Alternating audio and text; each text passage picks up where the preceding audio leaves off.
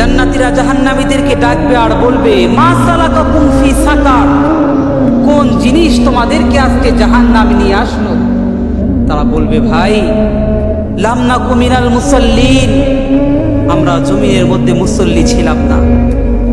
মসজিদের মুয়াজ্জিন যখন আজান দিয়েছিল হাইয়া আলাস সালাহ, নামাজের জন্য এসো, হাইয়া আলাল ফালাহ, তোমরা তোমাদের কল্যাণের জন্য এসো, কিন্তু সেই দিন আমরা বুঝিনি লাম নাকু মিনাল মুসাল্লিন, সেই দিন আমরা মুসল্লি ছিলাম না।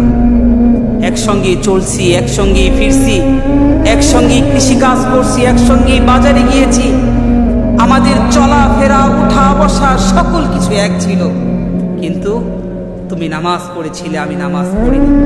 মসজিদের মুয়াজ্জিন যখন ডেকেছিল আল্লাহু আকবার আল্লাহু আকবার, আল্লাহ সবচেয়ে বড়, আল্লাহ সবচেয়ে বড়, হাইয়া আলাস সালাহ, তোমরা নামাজের জন্য এসো, হাইয়া আলাল ফালাহ, তোমরা তোমাদের কল্যাণের জন্য এসো। তো তুমি তো দুনিয়ার সকল কাজকর্মকে ছেড়ে দিয়ে আল্লাহ তাআলার ডাকে সাড়া দিতে মসজিদে চলে গিয়েছিলে, কিন্তু আমি তো গাফেল ছিলাম, আমি সেই দিন মসজিদে যাইনি।